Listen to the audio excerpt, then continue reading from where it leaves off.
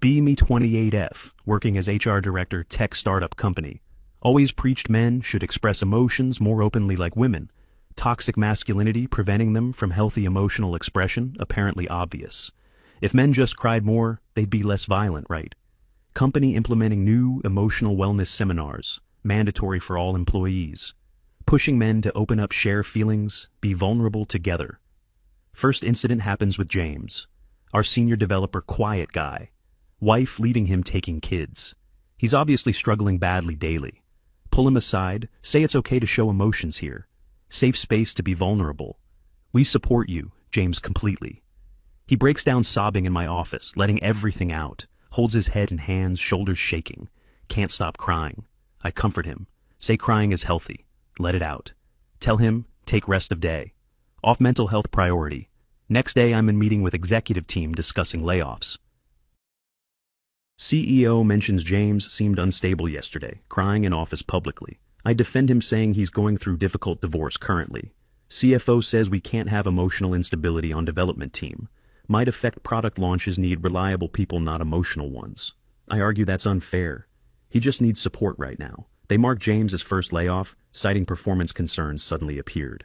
2 weeks later, James laid off with minimal severance package, officially for restructuring. But we all know the real reason. His crying made him seem weak, unstable, unreliable to leadership. Try fighting it. But damage done, he's gone within month. Feel guilty but tell myself it's isolated. Incident, not pattern. Second incident, Derek from accounting, going through medical scare recently. Cancer diagnosis. Early stage but treatable prognosis, looking good actually. Organizing team support, encouraging everyone to share their feelings openly. Derek mentions in meeting, he's scared about treatment starting soon. Tears up, talking about fear of leaving daughters without father. Everyone hugs him, including me, saying we're here for support. Proud of creating an environment where men can be vulnerable, finally. Next week, Derek's responsibilities quietly redistributed to other people. Manager says, don't want to stress him during treatment recovery. But really, they're phasing him out of important projects completely. Overhear water cooler conversation about Derek being too emotional. Did you see him crying about cancer? With eye rolls. Female coworkers gossiping about how uncomfortable his crying made them. Same women who posted support on social media, mocking privately. Derek returns after treatment, finds himself basically demoted without warning. No longer invited to strategy meetings, just basic tasks assigned. When he asks why, told focus on health, not career. Real reason. Everyone sees him as weak man who cried. Third incident hits closest to home, involves my boyfriend Tyler. Together, 3 years, always complained. He never opens up emotionally. Walls up constantly, never shares what he's really feeling inside. Finally, he starts therapy. Begins processing childhood trauma with professional. One night tells me about abusive stepfather, sharing horrible details. Breaks down crying in my arms, first time ever seen. Hold him, say I'm proud you're sharing this with me. But something changes in how I see him honestly immediately. Can't explain it, but attraction starts fading rapidly without reason. The crying image stuck in my head, bothering me constantly. Sex life dies within weeks. I'm always too tired suddenly. Start picking fights about small things that never bothered before. Comparing him to other men who seem stronger, more stable. He notices, asks if it's about him crying that night. I lie, say no.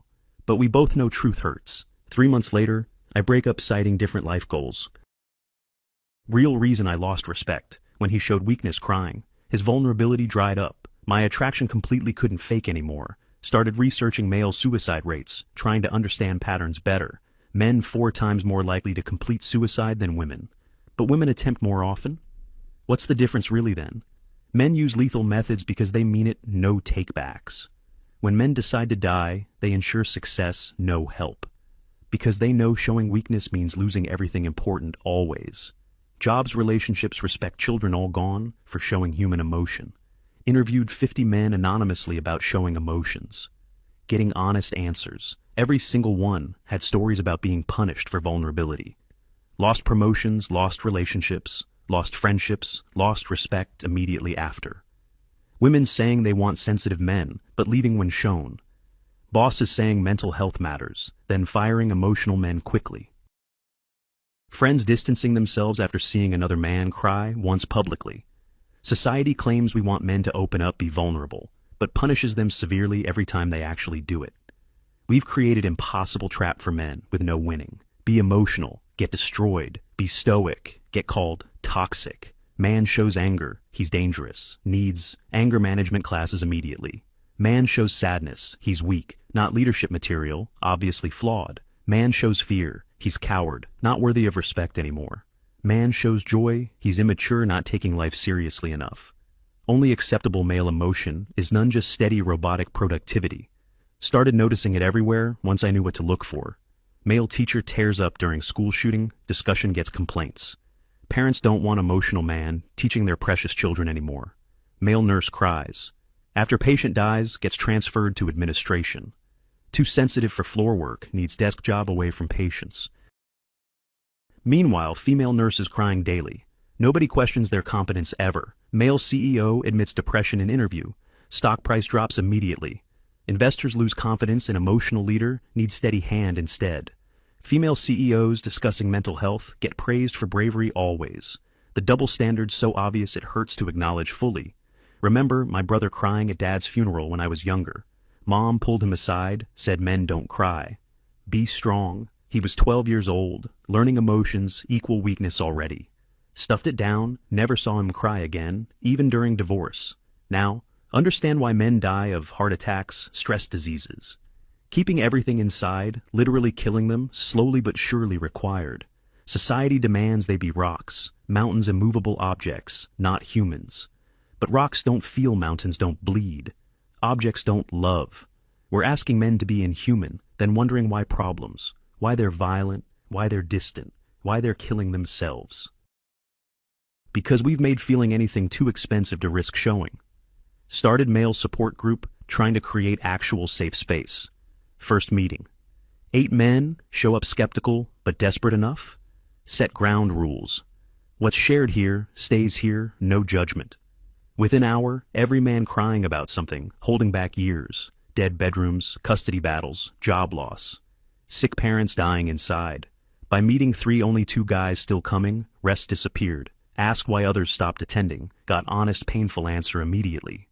Too risky being seen entering male emotional support group building. What if boss saw? What if wife found out? What if anyone knew they needed help processing emotions together? The 2 who kept coming, both already lost everything anyway. Nothing left to lose by showing weakness, might as well. One killed himself month later, despite progress in group sessions.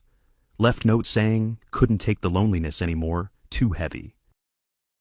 Other moved cities starting over, where nobody knows his pain. Deleted social media, changed phone number, complete fresh start needed. Group disbanded after 6 months, couldn't recruit new members sustainably. Stigma too strong, risk too high for most men, honestly. Now I watch men in my life differently with new eyes. See the micro expressions they hide quickly before anyone notices. Jaw clench when insulted but can't respond without seeming sensitive. Eyes water at sad movie but blink it away immediately. Fist tighten when frustrated but must stay calm. Always professional. Shoulders drop with exhaustion, but straighten when someone looks. They're all performing constantly. Exhausting act of being okay always. Every man I know is drowning silently in plain sight. Screaming underwater, where nobody can hear them, struggling alone forever. And we keep pushing their heads under, wondering why they drown. My feminism was blind to male suffering, completely ignorant, purposefully. Thought patriarchy meant men had it easy, power and privilege. Didn't see the price they pay for that perceived power. Didn't see the cage we built around their humanity locked. Now trying to change but damage is done systemically everywhere. Generations of men taught crying means death of respect instantly. James still unemployed, year later reputation destroyed in industry somehow. Derek working retail. Now career derailed by showing fear publicly. Tyler dating someone new, wonder if he ever cries around her. Probably learned his lesson, keeps it locked down tight now. I helped build this system cheering, while men suffered silently.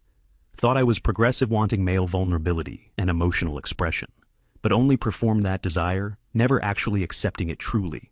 When faced with actual male tears, I ran like everyone. The feminist who preached emotional equality, betrayed it, immediately tested. Now I know why men don't show emotion ever anymore. Because we taught them the price, and it's everything. Their jobs, their relationships, their children, their lives, literally. And then we wonder why they're dying inside and out.